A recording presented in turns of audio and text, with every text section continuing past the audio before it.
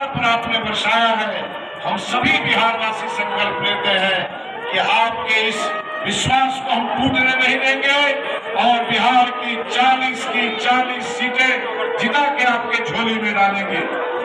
अब मुजफ्फरपुर के जिलाध्यक्ष श्री रंजन कुमार जी को आग्रह करता हूं, आप आए और धन्यवाद ज्ञापन करें। रंजन कुमार।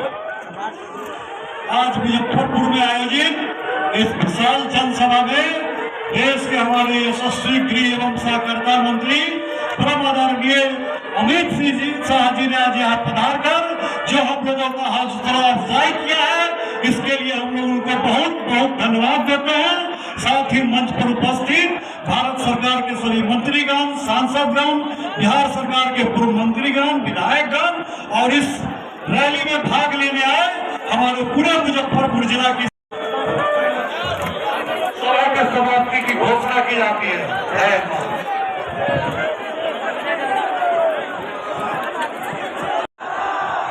पलटू राम प्रधानमंत्री बनने के लिए बिहार के जनादेश के साथ द्रोह कर रहे हैं और बिहार को जंगल राज की, गुंडा राज की भेंट पर चढ़ाने का काम नीतीश कुमार जी ने किया है। मित्रों, मोदी जी के नेतृत्व में अभी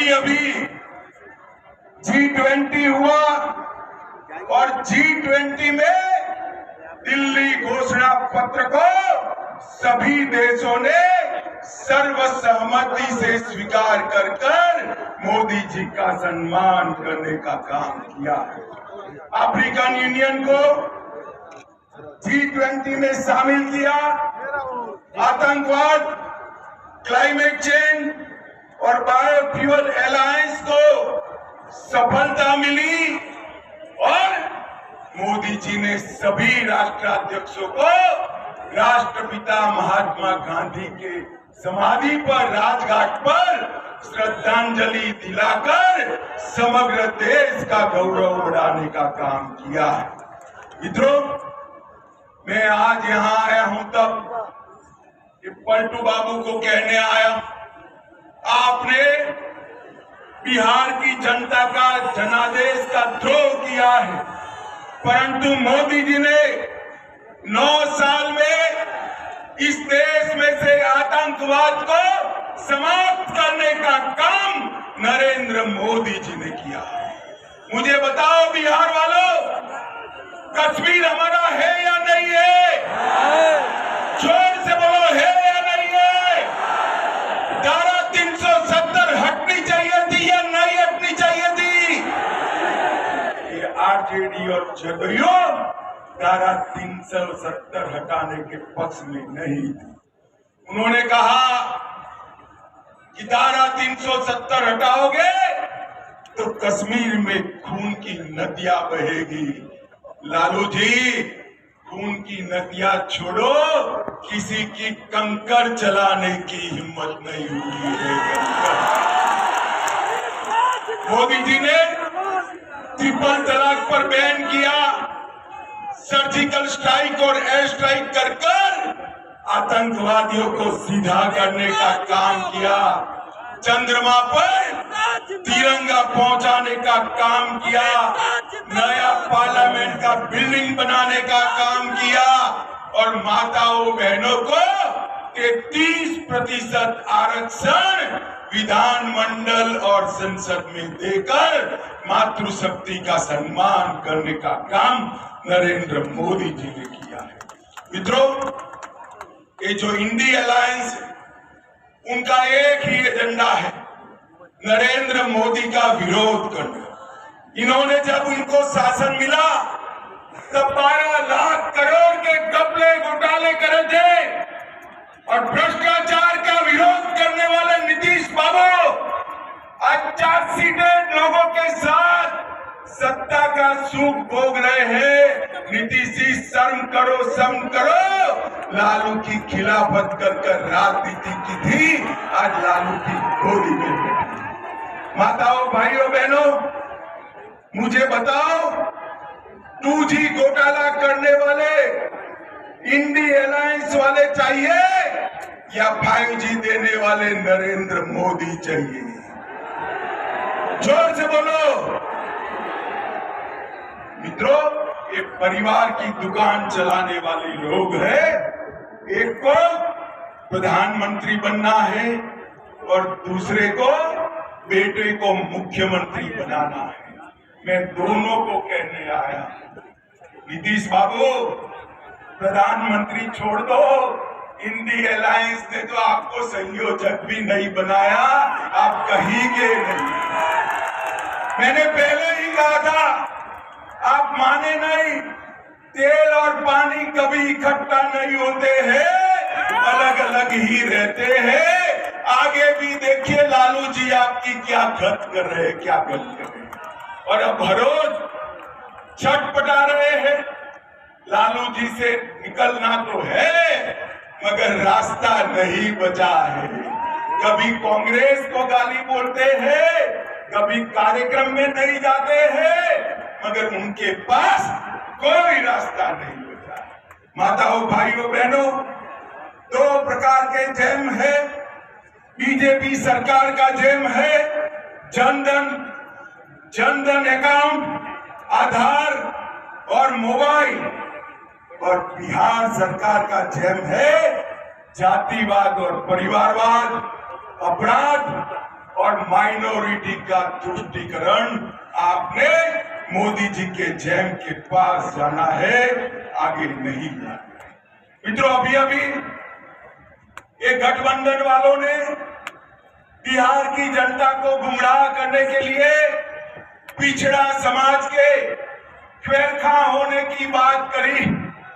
आज मैं बिहार के पिछड़ा समाज को कहने आया हूं, इनके झांसे में मत आइए।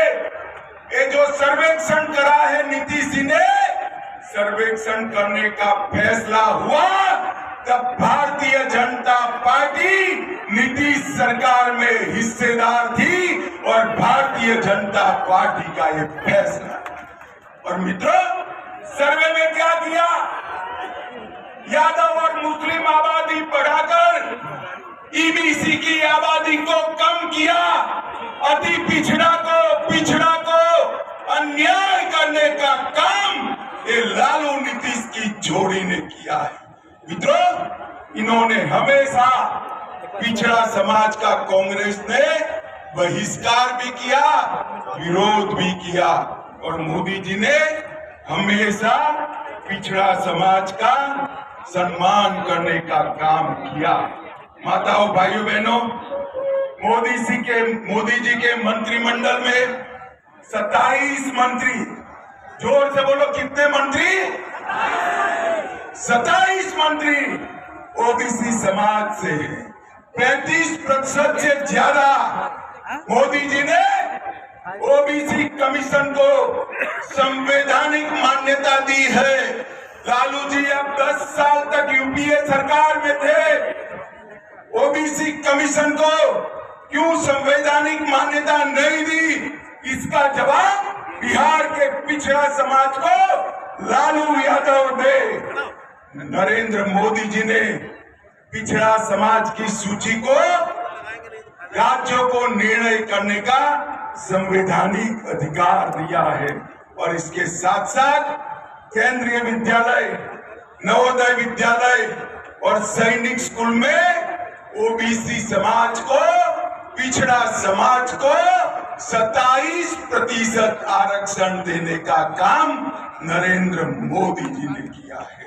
आईआईटी में सारे पिछड़ा और ईबीसी वालों का फीस माफ किया।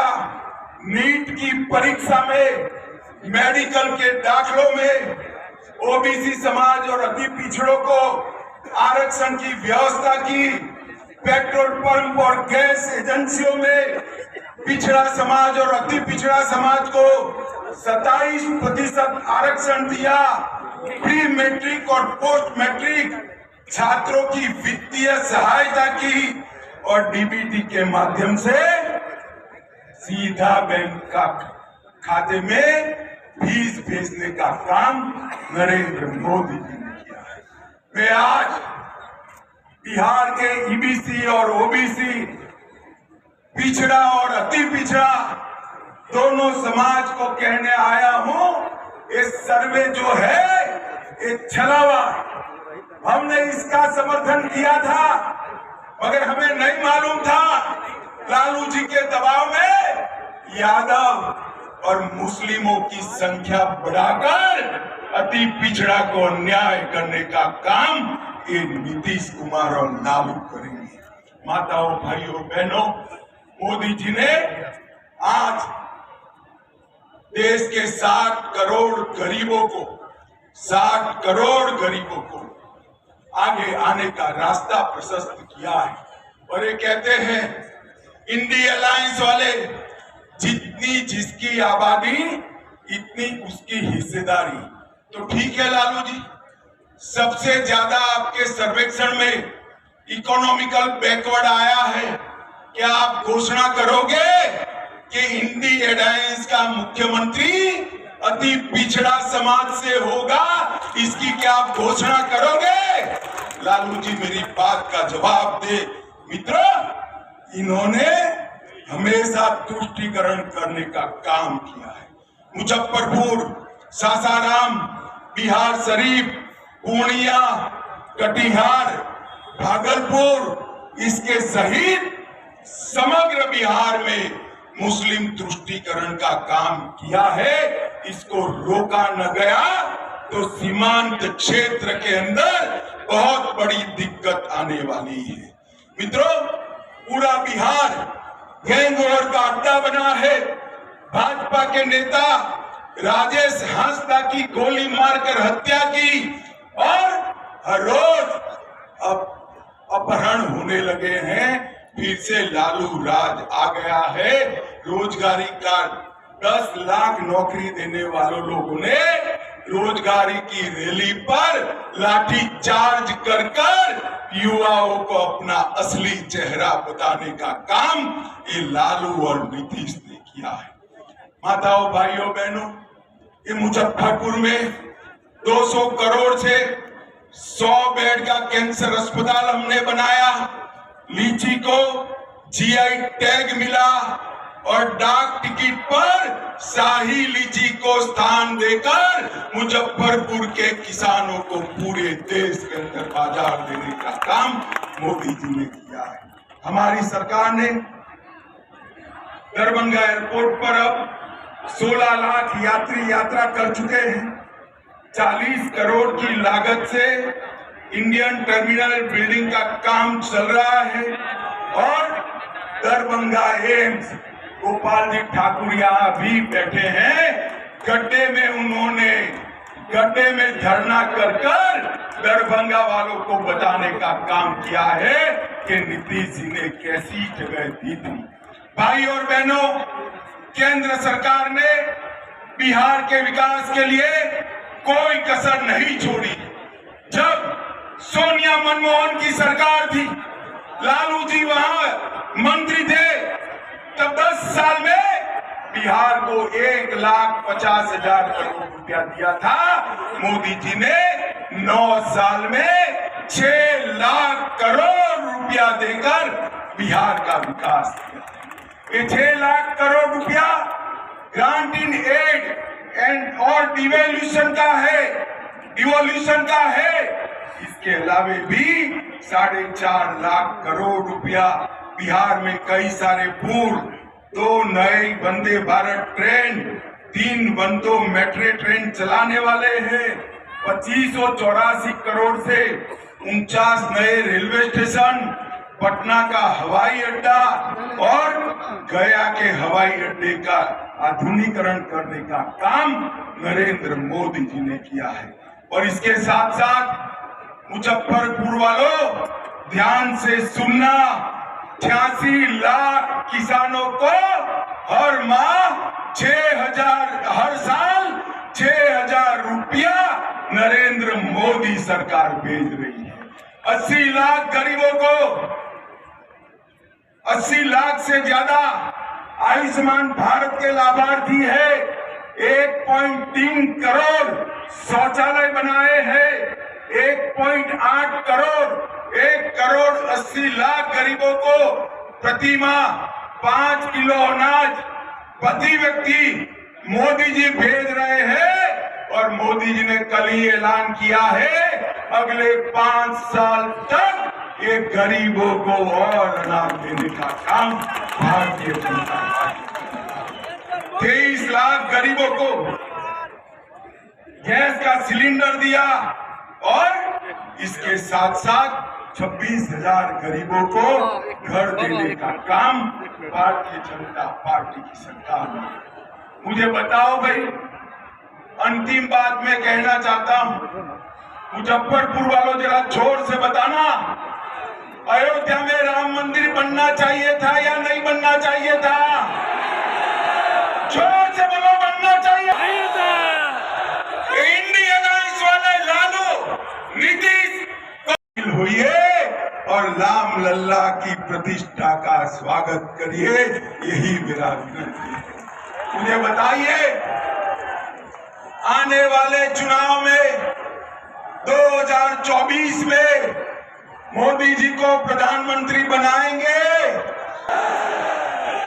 सभी की सभी सीटें कमल खिलाएंगे, 25 में भाजपा सरकार बनाएंगे, नीतीश जी को दल बदल करने के लिए आप हिसाब किताब समझाएंगे तो मेरे साथ दोनों हाथ उठाइए, का संकल्प करिए और प्रचंड आवाज से बोलिए, भारत माता की, भारत माता की, भारत माता की, वंदे वंदे वंदे।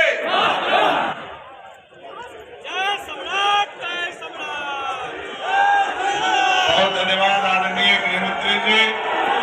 आज इस सभा में हम सभी बिहार वासियों को जो रास्ता आपने दिखाया है और जो प्यार और स्नेह इस काफी इंतजार था कि यहाँ से कुछ बड़ी सौगात देंगे मुजफ्फरपुर जिला वासियों को। नहीं, बड़ी सौगात क्या देंगे, वो तो आएंगे कार्यकर्ताओं के मनोबल को बढ़ाने के लिए, उत्साहित करने के लिए, और सब लोग जानना है सौगात में मुजफ्फरपुर की बड़ी चिर परिचित मांग है यहाँ का एयरपोर्ट। जी जी, तो आप सब जानते हैं कि एयरपोर्ट के बारे में अब अभी भी विवेक जी बता रहे थे, डॉक्यूमेंट के साथ बता रहे थे, प्रूफ के साथ में, माननीय सांसद विवेक जी, कि यहाँ पे ऑलरेडी 9 करोड़ रुपया पहले भेजा जा सकता सर्वे के लिए, लेकिन बिहार सरकार एक घूस जमीन उपलब्ध नहीं करा पाई, जबकि 450 एकड़ जमीन उपलब्ध कराना है।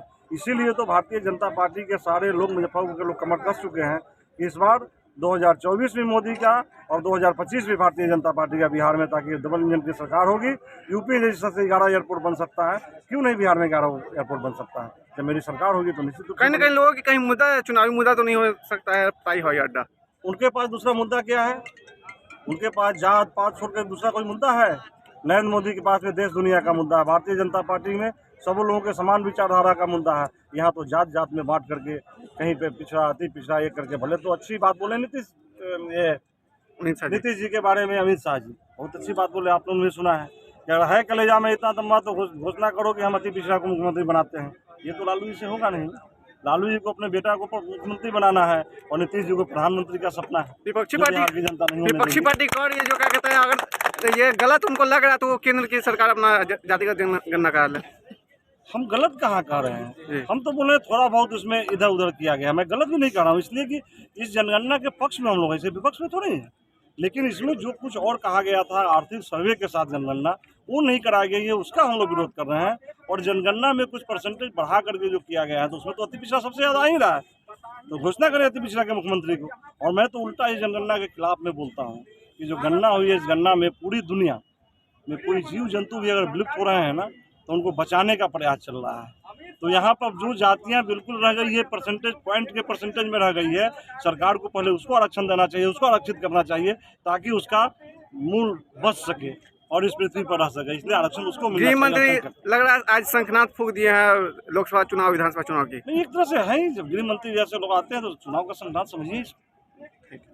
ये आए हुए तो बड़ी सभा को संबोधन किए हैं और लोगों का काफी इंतजार था कि आज बड़ी उपलब्धि मिलेगी हम लोगों को यहाँ के सबको। माननीय गृह मंत्री जी को जो बोलना था उन्होंने सब सार्वजनिक रूप से सबको बोल दिया, ठीक ना। सबसे पहले तो मुजफ्फरपुर जिला और आसपास के जितने जिले के लोग आए हैं उनका आभार है कि उन्होंने आके जितना जगह बनाया गया था सबको पूरा भर दिया। और ये रैली जो है विशालतम रैली हो गई। माननीय गृह मंत्री जी ने अपने संबोधन में कहा ये रैली नहीं रेला है। तो सभी लोग का आभार है, जितने कार्यकर्ता, जितने में भी मेरे पूर्व प्रत्याशी हैं, पूर्व विधायक हैं, सांसद हैं, सभी लोग दिन रात मेहनत किए हैं इस रैली को सफल बनाने में, तो उनका भी हृदय से आभार। आज शंखनाद कहीं ना कहीं शुरू हो गया सर, आज से लोकसभा भारतीय जनता पार्टी के जितने भी बड़े नेता, जिसमें माननीय अमित शाह जी हैं, जेपी नड्डा जी हैं, नितिन गडकरी साहब हैं, राजनाथ सिंह हैं, धर्मेंद्र प्रधान जी हैं, स्मृति ईरानी जी हैं, सभी का कहीं ना कहीं पूरे देश में रेगुलर रैली ऐसा हो रहा है। और हम लोग चुनाव मूड में आज से नहीं, ये 1.5 साल पहले से ये जो संख्या जो भारतीय जनता पार्टी की लगातार बढ़ रही है, उसका कारण क्या है कि 365 दिन हमारे कार्यकर्ता मेहनत करते हैं, जमीन पे जाके मेहनत करते हैं, तो उसका फायदा चुनाव में मिलता है। हम लोग हवाई वाला काम नहीं करते। लोग इंतजार कर रहे थे कि आज गृह मंत्री कहीं इस हवाई अड्डे के बारे में कुछ बोलेंगे। कि हवाई अड्डा के आप पहले भी बोल रहे हैं, बोलिएगा तो मोबाइल से आपको हम रिकॉर्ड भी दे देंगे। हवाई अड्डा बनाने में केंद्र सरकार की तरफ से कोई अड़चन नहीं है। बिहार सरकार 475 एकड़ करा दे एयरपोर्ट। इसके बारे में मैंने लगातार पत्र लिखा, 2000 से नहीं 2015 से माननीय मुख्यमंत्री को भी आग्रह किया जमीन देने के लिए, लेकिन माननीय मुख्यमंत्री की तरफ से कोई रिप्लाई नहीं है। हमारे जनता इतना उत्साह था माननीय अमित शाह जी के प्रोग्राम में आने के लिए, तो जीता जागता रैली नहीं रैला था। और चैनल के माध्यम से बोचहा के जनता को मैं प्रणाम करते हुए सभी जहां जो विधानसभा के जनता मालिका है उनको भी प्रणाम करते हैं कि वो इस अमित शाह जी के प्रोग्राम में सभी लोग भाग लिए और सफल बना है कार्यक्रम। क्या लग रहा है अब आगामी लोकसभा चुनाव? हाँ, 2024 में 2 सीट लोकसभा वैशाली, मुजफ्फरपुर और पूरे देश में आपको फिर पुनः प्रधानमंत्री तीसरी बार बनने का तय है। क्या लग रहा है आवाज देकर?